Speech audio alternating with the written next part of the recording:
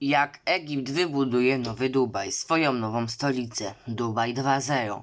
Witajcie na kanale Prawda.pl. Na wstępie zachęcam do subskrypcji kanału oraz do obejrzenia wszystkich filmów, a jest ich już ponad 200, oraz do polecenia kanału znajomym i przechodzimy do tematu.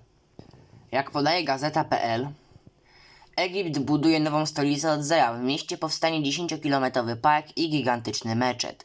Kair już wkrótce nie będzie stolicą Egiptu. W kraju została podjęta decyzja, że stolica zostanie przeniesiona w nowe miejsce. Nie zostało jednak wybrane żadne inne miasto, bo nowa stolica ma powstać od zera. Jej oficjalne otwarcie zostało zaplanowane na koniec roku 2021, ale pierwsi urzędnicy przeniosą się tam już latem. Nowa stolica Egiptu powstanie na pustyni w odległości 45 km od Nilu. Miasto póki co znane jest po prostu pod nazwą Nowa Stolica Administracyjna. Inicjatorem przeniesienia stolicy jest prezydent Abdel Fattah Plan zakłada, że miasto zostanie oficjalnie otwarte w grudniu 2021 roku. Ma pomieścić około 6 milionów mieszkańców. Jak na razie danych nie ma, żeby tam się przenieśli, więc chyba to nie zostało zrealizowane do końca. W Egipcie powstanie miasto przyszłości. Na miejscu trwają więc intensywne prace przy budowie nowego miasta. Jak podaje Reuters, kształtuje się już aleje ministerstw, na której budynki architekturą nawiązują do świątyń faraonów, a w ich sąsiedztwie znajdują się m.in. budynki parlamentu oraz kompleks prezydencki. W sercu dzielnicy biznesowej, przez którą przejeżdżać będzie kolejna jednoszynowa, stanie 385-metrowa wieża, najwyższa w Afryce. Budowniczowie miasta zadbali też o tereny rekreacyjne. Szczególnie imponująco zapowiada się 10-kilometrowy park, który będzie rozciągał się aż do gigantycznego meczetu. W nowej stolicy administracyjnej powstanie też m.in. dzielnica dyplomatyczna, będą działać również uczelnie. Stolica projektowana jest z uwzględnieniem najnowszych technologii. Przedstawia się ją jako miasto przyszłości i nowoczesności. Mają powstać centra kontroli, które będą monitorować infrastrukturę i bezpieczeństwo elektroniczne. Na dachach zostaną zainstalowane panele słoneczne, płatności mają odbywać się bezgotówkowo. Na każdego mieszkańca ma przypadać 15 km² zieleni. 15 m² zieleni. Pandemia nieco opóźniła pracę nad budową nowego miasta. Rzecznik informuje, że stopień ukończenia pierwszego etapu przekroczył 60%. Urzędnicy do nowej stolicy zaczną przenosić się już w lipcu, a zatem jeszcze przed oficjalnym otwarciem. Koszt pierwszego etapu to 25 miliardów dolarów. Całość ma z kolei pochłonąć 58 miliardów dolarów. Przenoszą stolicę, zmienili nazwę, przetransportowali miasto.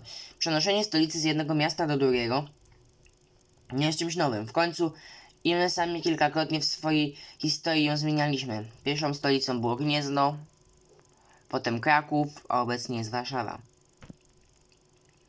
Niemniej jednak z pewnością trudno będzie przyzwyczaić się do zmiany czegoś, co przez lata utrwaliło się w naszych głowach.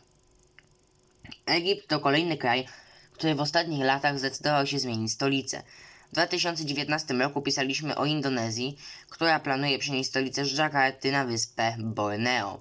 Dyskusja w tym trwała w tym państwie od dekad, ale przyspieszyła wiosną 2019 roku, a niedługo później prezydent Joko Widodo oficjalnie zapowiedział budowę nowego wielkiego miasta.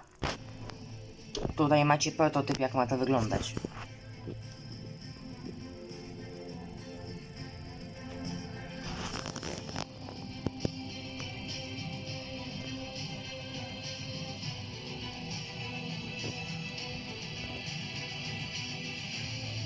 Ta nowa stolica Egiptu.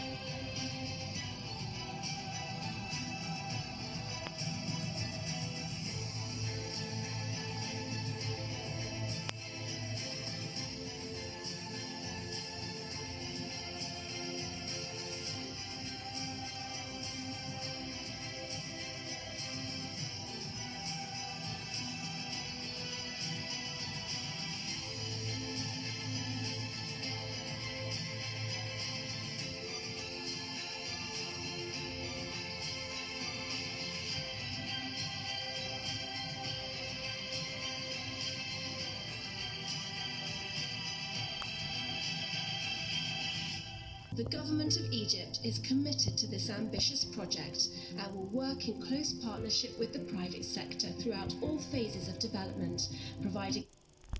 Natomiast, jak pisze dziennik Gazeta Prawna, Egipt zbuduje nowy Kair. Tylko dla bogatych slumsy pozostaną w starej stolicy. Tak w ogóle to tylko warto wspomnieć, już o tym wspominam w poprzednich odcinkach. Tutaj na chwilę zboczymy z tematu, ale tylko na chwilę. Dlaczego są takie wysokie rachunki prądu? Opłata klimatyczna Unii Europejskiej to 60% kosztów produkcji energii. Polityka klimatyczna Unii Europejskiej Fit for 55 to się równa droga energia, wysokie ceny. 50 czy 300 miliardów dolarów. Pieniądze nie mają znaczenia, gdy w grę wchodzą prestiż, narodowa duma lub fantazja przywódców. Na bolączki współczesnych miast liderzy mają inną odpowiedź: wybudować nową metropolię. Na obszarze wielkości Singapuru 700 km2 ma się pomieścić 7 milionów mieszkańców, którzy będą się poruszać po pełnym światła i zieleni alejach o łącznej długości około 10 000 km, nad którymi wyrosną wieżowce. W mieście rozsianych zostanie 2000 szkół i uczelni i 600 placówek medycznych. Całość będzie obsługiwać lotnisko większe od Heathrow i nowy system metra. Energię wyprodukują panele słoneczne. Oto nowa i na razie bezimienna stolica Egiptu. Mówimy o nowej stolicy świata. Poprawiał dziennikarzy podczas prezentacji projektu minister mieszkalnictwa Mostafa Madbuli. Egipcjanie dają sobie 7 lat na jej stworzenie. Tak zauważyliście, ta siódemka może jest przypadkowa, ale tak 7 lat, 7 milionów mieszkańców. Dobrze. Dla władz w Kairze ten projekt to pomysł na wyprowadzenie najludniejszego państwa Bliskiego Wschodu z chaosu, z jakim znajduje się od obalenia reżimu Hosniego Mubaraka w lutym 2011 roku. Zgodnie z założeniami przy budowie nowej metropolii oraz w późniejszych latach pracę miałby znaleźć aż 1,75 miliona Egipcjan. Rząd szacuje konieczne wydatki na niecałe 50 miliardów dolarów, a już Mohamed Al-Abar, magnat branży nieruchomości w Zjednoczonych Emiratach Arabskich, uważa, że do realizacji tak ambitnego zadania potrzeba będzie co najmniej 6 razy więcej pieniędzy, przy założeniu, że wartość PKB Egiptu to 262 miliardy dolarów. Perspektywa powstania drugiego Kairu wydaje się co najmniej mglista.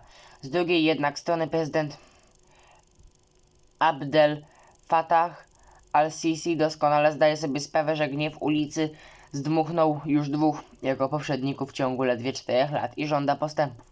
Nie mówimy o 10 latach, ani nawet o 7.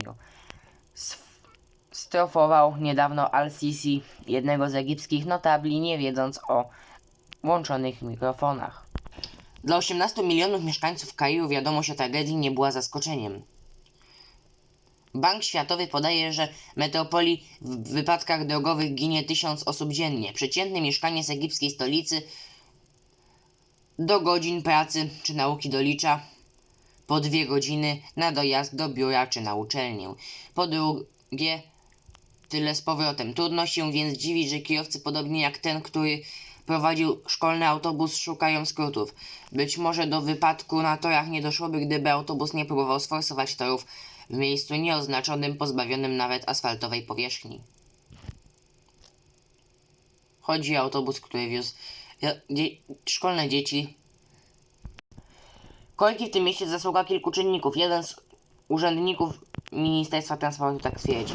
Oczywiście stan infrastruktury to jeden z nich, ale znaczenie mają też maniery kierowców, jakich codziennie jesteśmy świadkami, dorzucał.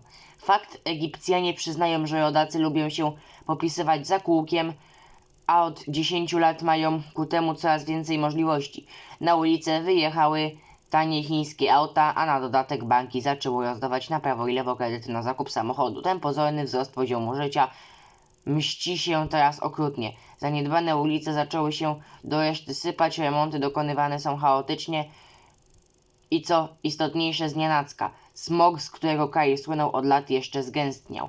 Ekipa prezydencka generała al-Sisiego już w ubiegłym roku zaczęła forsować kompleksową odpowiedź na problemy stolicy kraju, budowę Kairu bis na obrzeżach obecnego. Koncepcję przyobleczoną w makietę, którą zaprezentowano na marcowej konferencji w Sharm el-Sheikh, gdzie gospodarze zabiegali o pieniądze inwestorów Zjednoczonych Emiratów Arabskich, Kuwejtu, Arabii Saudyjskiej i Stanów Zjednoczonych. Tam właśnie zrekrutowano do realizacji projektu Al-Abara, który zasłynął choćby z inwestycji w słynny wieżowiec Burj Al Khalifa w Dubaju. Problem jednak z tym, że podczas szczytu władzom Egiptu udało się uzyskać obietnice szacowane na zaledwie 36 miliardów dolarów. I to w skali całego kraju, a nie tylko flagowego projektu Al-Sisiego. Biorąc pod uwagę potrzeby 90-milionowego państwa, które po arabskiej wiośnie znalazło się w dramatycznej sytuacji gospodarczej, to niewiele. Wzrost gospodarczy nad Nilem to dziś rachityczne 2%, przed 2011 7%, a inwestycje zagraniczne z trudem przekraczają 2 miliardy dolarów rocznie. Przed arabską wiosną było to 6-krotnie więcej. Problem w tym, że Al-Sisi najwyraźniej chciałby przyciągnąć cały projekt z pieniędzy inwestorów. Rząd ma inne priorytety. Budżet nie będzie w stanie unieść kosztów budowy nowej stolicy, uciął kilka dni temu prezydent generała w ramach oficjalnego dziennika An Ahram. Spora część jego rodaków w pierwszej chwili uznała, że przestaje on wierzyć w powodzenie projektu, ale podwładni Al-Sisiego rychło wyprowadzili ich z błędu.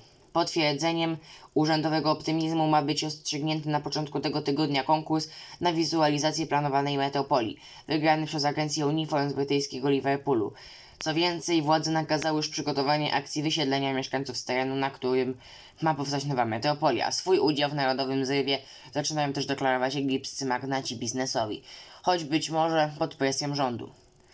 To nie oznacza, że przeciętny Kairczyk podziela entuzjazm władz. Bardzo chciałby cieszyć się nowym projektem, ale nie rozumie, co właściwie się w tej sprawie dzieje. Skwitował sprawę popularny telewizyjny komentator Mahmoud Saad. Prezydent powinien wtajemniczyć nas w szczegóły. Dzwoniliśmy w tej sprawie do Ministerstwa Budownictwa, ale oni powiedzieli nam, projekt jest w gestii prezydenta, dodawał. To będzie miejsce dla bogatych, a my wciąż będziemy jeść fasolę i falatelem. Podsumowuje bardziej lapidarnie 27-letni elektryk Mohamed Hassan. I nie bez racji.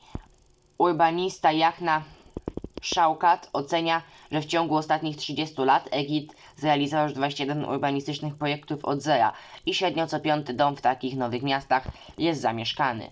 Powstają albo osiedla bogatych, albo miasta widma. Z Kairem bis miałoby być inaczej. Urzędnicy chcą przenieść do nowej aglomeracji wszystkie ministerstwa i urzędy, ambasady i sporą część innych instytucji. Gdyby chodziło tylko o przeniesienie jakichś budynków i jakichś urzędników, to w porządku, ale nie budynki tworzą stolicę, to historia.